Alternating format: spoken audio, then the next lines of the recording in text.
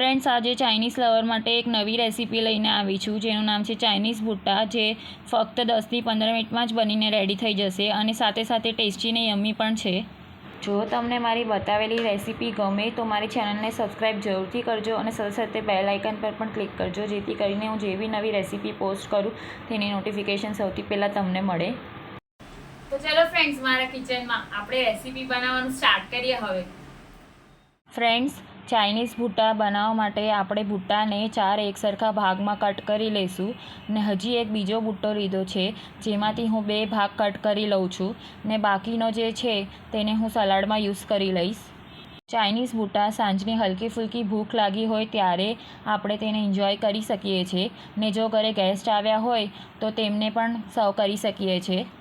હવે ભુટ્ટાને બોઇલ કરવા માટે મેં અહીંયા એક કડાઈમાં પાણી બોઇલ કરવા માટે મૂક્યું છે. માટે ભુટ્ટાના પીસીસને કડાઈમાં લઈ લઈશું ને સ્વાદ પ્રમાણે મીઠું એડ કરી ને મિક્સ કરી લઈશું ને કડાઈને લીડથી કવર કરી દઈશું ને ફક્ત 2 થી 3 મિનિટ માટે ભુટ્ટાના પીસીસને બોઇલ થવા દઈશું. બહુ ઓવરકુક નથી કરવાના. ભુટ્ટાના પીસીસ બોઇલ થઈ ગયા છે, માટે તેને પ્લેટમાં લઈ લઈશું. ત્યારબાદ ચાઇનીઝ ગ્રેવી રેડી કરશું, જેની માટે કડાઈમાં તેલ ગરમ કરવા માટે મૂકશું. ત્યારબાદ મેં વેજીટેબલ લીધા છે, કેપ્સિકમ, કોબી અને ફણસી, જેને મેં ઝીણા ચોપ કરી લીધા છે. તે બધા જ કડાઈમાં એડ કરી દઈશું. ત્યારબાદ સ્વાદ પ્રમાણે મીઠું એડ કરશું ને મિક્સ કરી લઈશું ને ફક્ત 1-8 મિનિટ માટે વેજીટેબલને સોતે કરશું. બહુ ઓવરકુક નથી કરવાના, વેજીટેબલ થોડા ક્રન્ચી રાખવાના છે. વેજીટેબલ સોતે થઈ ગયા છે, તો હવે soya sauce, Schezwan sauce, vinegar, tomato ketchup, મરી પાવડર, સૂંઠ પાવડર એડ કરશું ને બધું જ પ્રોપરલી મિક્સ કરી લઈશું.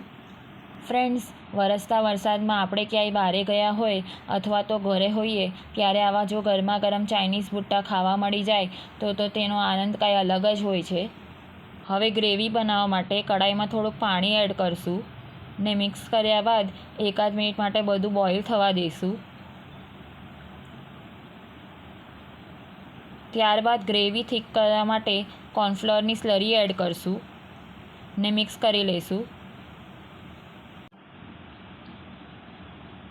હવે મને સ્લરી થોડીક ઓછી લાગે છે, માટે હું તે થોડીક ફરીથી એડ કરી રહી છું.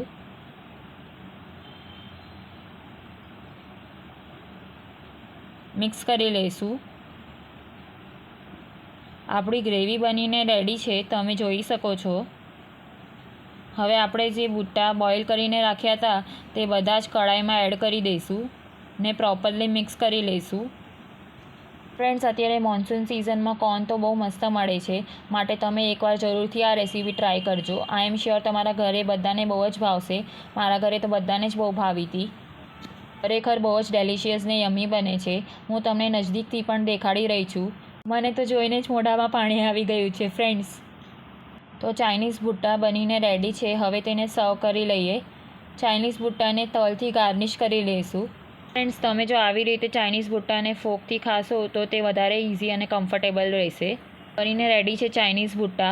જો મારી મહેનત અને મારી રેસીપી થોડીક પણ ગમી હોય તો ચેનલને જરૂરથી સબસ્ક્રાઈબ કરજો. ફરી મળશું નેક્સ્ટ રેસીપી સાથે.